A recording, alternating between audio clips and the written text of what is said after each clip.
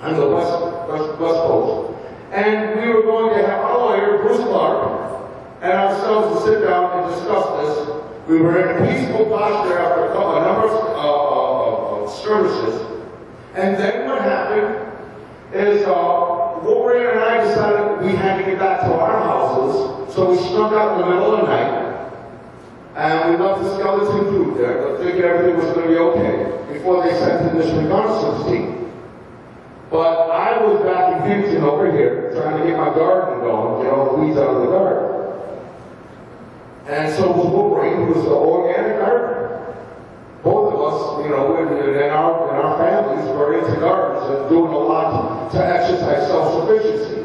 So when the summertime comes, we don't have to look around for no food because we've got tons of vegetables to eat all summer long, as well as hunting and fishing. So we're trying to be completely self-sufficient, and there's bills now from the United States that's trying to outlaw that kind of self-sufficiency. It makes it a crime to grow food, to be self-sustaining. So we're living in some very dangerous time, and that's just not for Indian people, that's for all people. That's controlling the markets.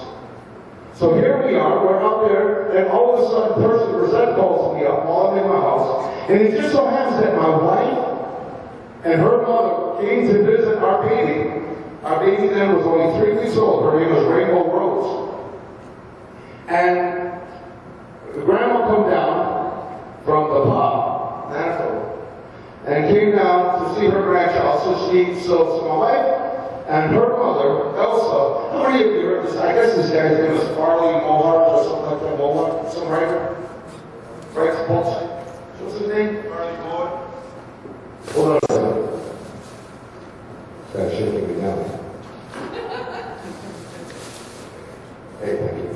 Okay, yeah. Well, you know the story about the young Indian girl that was lost in the snow for 90 days? Have you ever heard that story? In one of his books? And then a trapper found her and saved her life, but she'd been walking around. That were working with us. They were basically good buffers. But on that morning, when they sent in the reconnaissance team, they took the natives out of there. And one guy by the name of Bob said, hey, he knew at that point they went up there to kill somebody, and the reason they got rid of the native guys and wouldn't let them buffer the situation is because somebody from up on high had planned a hit and thought they could get away with it. Well, see, these guys never knew who I was. They didn't know that I had, all they knew my name was Splitting the Sky, but they didn't know that that was a translation of my Mohawk name. And I was using sort of as an English handle, if you will. But they didn't know that I had been involved in one of the biggest prison rebellions in the world, which eventually caused the lives of 43 people to be massacred by the state of New York, Nelson Rockefeller, at a place called Attica. They didn't know that I had international connections, that my lawyers were people like William Kunstler, the famous civil rights lawyer, that handled many prominent political figures throughout the 60s and the 70s, and even into the 80s. They didn't know that Ramsey Clark, the former U.S. Attorney General of the United States, was my appeals lawyer, and also writes a blurb on the back of the book over here. They didn't know that I had connections in the Center for Constitutional Rights and international connections all the way around the world. So when they made this move and they went to look for us, while they were moving in the bush, Percy Brissett fires a shot over their head, warns them. He was scared, but he was in his right to warn them to leave and compromise the mission. But what they weren't prepared for is that I had called all of my connections and had like hundreds of phone calls flood the detachment at 100-mile post. And before you know it, they were compromised. They had to come out of the bush. And by this time, we knew, Skinny was up, so to speak. I called Wolverine, who was down at the elder's house, John Stevens from Moreland, and said, the medicine man, I said, you gotta come up. I said, there's a red alert. When he did come up with some of the other young warriors, some of the young brothers, they all come up. And when they got to my house, by this time I'm wondering what's happening with my wife and my mother-in-law and my baby. But they had actually drove right into the trap and almost got shot in that particular time when the bullets were flying. And then when Wolverine came up, he said, Doc, which is my nickname. He said, Doc, man, you're going to have to stay on the outside, stay out here, because I'm going to go back in, but we got to have the international community and all your connections and put protection on what's going on over there so we can bring this up to the international community. So at that point, I stayed on the outside, and seeing that they were getting ready to make a move, when the operational plan by the RCMP was called Iron Horse, seeing that they were getting ready to make a move to go in there to make a kill. And the reason they wanted to kill is because if you think someone can clarify the law, and you've got somebody that is able to be a messenger of the law, many times people think you can kill the message by killing the messengers. Now it's harsh, but this is the reality of how they thought of. We got to stop that because we don't want Indians thinking like that or being clear on the law across the board. Because what? Because it's upsetting the agenda of the World Trade Organization. It's upsetting the profits of those who are in control. And so subsequently, they had to suppress that law. So they had to create a military situation.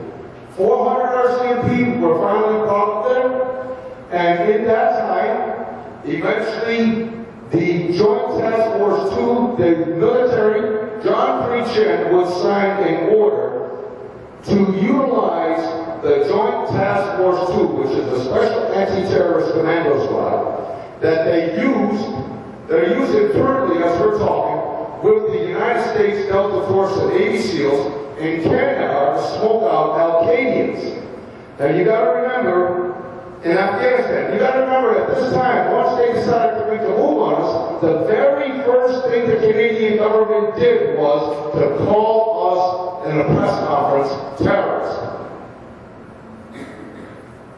Once you get the classification of being a terrorist, as you know, look at the world political atmosphere all around right now. That's what we're talking about. You know, as soon as the Bush administration puts the label of terrorist onto anybody internationally, and that's an excuse to start moving their forces out, they can surpass the whole question of the UN Charter on war peacekeeping operations and the Charter 7, which is peacemaking for warfare operations. They no longer have to answer to the rule of law or the sovereignty of smaller nations. You label them a terrorist, and in the name of national security, you move your forces out. And in most cases, I'm sure most Canadians, like most human beings, knows that it's really a smokescreen to get the land and the resources, the oil and the petro-tyranny, and get land bases, military bases in countries around the world by very, very greedy men. You know that. You know that. I know that. And more people are waking their eyes up to that. Here we are. Now I get the call. I said, oh man, they're going to make the kill. We got to do something fast. So, knowing how people think, I finally said, well, what I'm going to have to do is get a friend of mine to get a piece of some guerrilla theater that we did. Here we are in camouflage gear and moving around with our hunting rifles, right? And then said, look, get a piece of that film, go down to CPC in Vancouver, show it to the CPC reps, and then hopefully they'll be looking for, they'll bite that piece of meat, sensational for sensationalism. So all of a sudden they see this 1 minute piece. That night, even better than my own expectations, Peter Mansbridge from CBC National News, the big breaking news. Here you see me over there in a muscle shirt. When I was a little thinner. Looked pretty good, actually. In a muscle shirt, standing on the high ground saying, and if they come in from this way, bam, bam. Right? Bam, bam.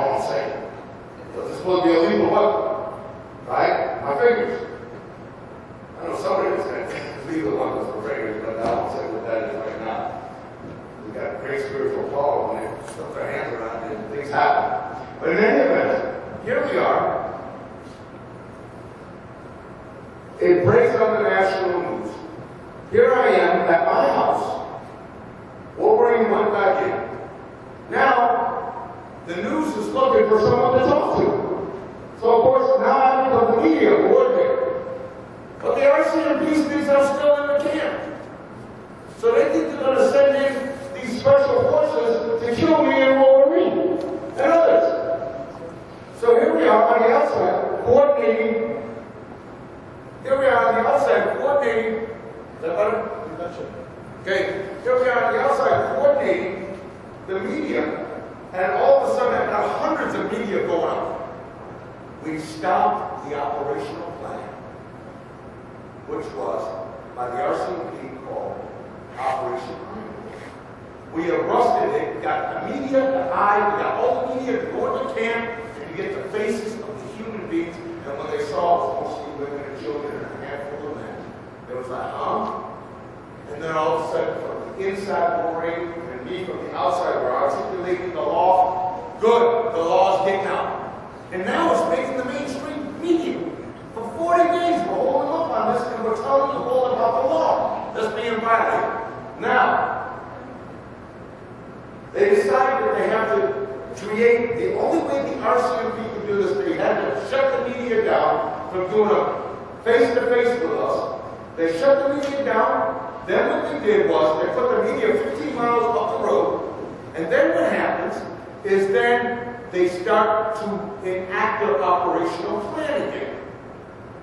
What the next part of their plan was to create incidents that never happened.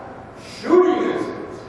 Many of you in here will remember, how many of you here remember the time of the standoff in 1995? And you remember, on August the 27th, they said 2 RCMP cops were almost shot.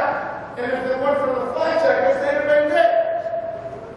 Well, I can tell you right now, my friends, that we've got aerial surveillance that was taken by the RCMP's own West camera from a helicopter to show that they shot their own vessel and they told lies to the media 15 miles down the road so that they could get you to say, oh, bad Indians, and go in there and kill us.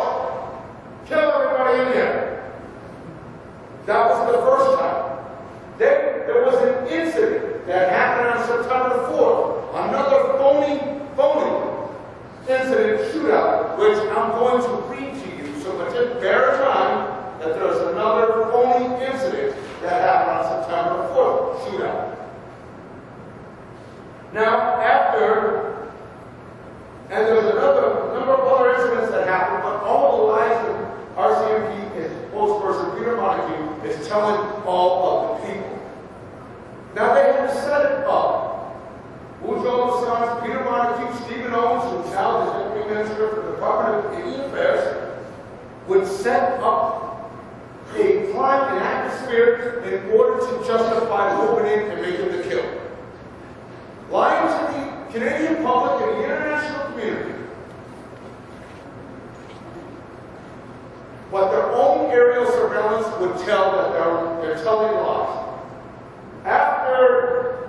And I'm going to jump ahead now and say by this time they wanted the use of armored personnel carriers, they wanted the use of landmines up Gustafson Lake. They blew up a young couple, one native and one non-native woman by the name of Sunil Brunson, who lives up here in Hinton, Alberta, who's related to the J.P. Morgan family of Rockefellers. So she's up there as a supporter with us. The 2 of them are driving to get water by the elders, for the elders in the negotiation, and the Canadian government blew up a landmine, almost killing the 2 of them. They lie about that even. But here it is on tape. Tape that I snatched from the government during the course of the trial, had the threat of going to jail for 10 years. And the bank, because the release of that information, and decided it was better to get the truth out there